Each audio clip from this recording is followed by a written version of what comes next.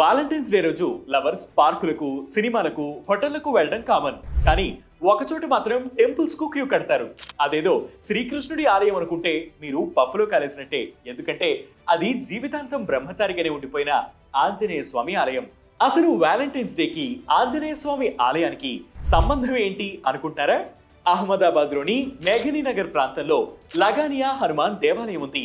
గుజరాతీలో లగాన్ అంటే పెళ్లి. ఇంతకు ముందు ఈ ఆలయానికి సమీపంలో ఓ మ్యారేజ్ కోర్టు ఉండేది. అక్కడ పెళ్లి చేసుకోవడానికి వచ్చే హిందూ జంటలకు పూజారి అవసరం కాబట్టి వాళ్ళంతా పక్కనే ఉండే ఈ ఆలయానికి వచ్చేవారు. ఈ గుడిలో మతాంతర వివాహాలు కూడా జరిగాయి. కొన్ని రోజులకు ప్రేమికులు కోర్టుకు బదులు నేరుగా ఈ ఆలయంలోకి రావడం ప్రారంభించారు.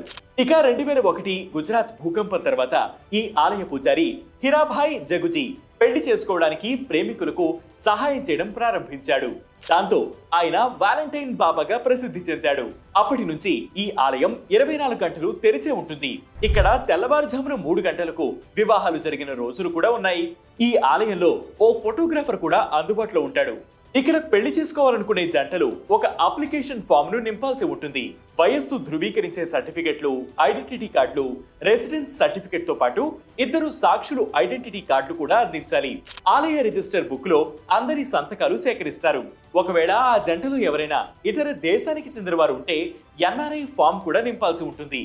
వివాహ వేడుక తర్వాత దేవస్థానం నూతన వధూవరులకు మ్యారేజ్ సర్టిఫికెట్ అందిస్తుంది.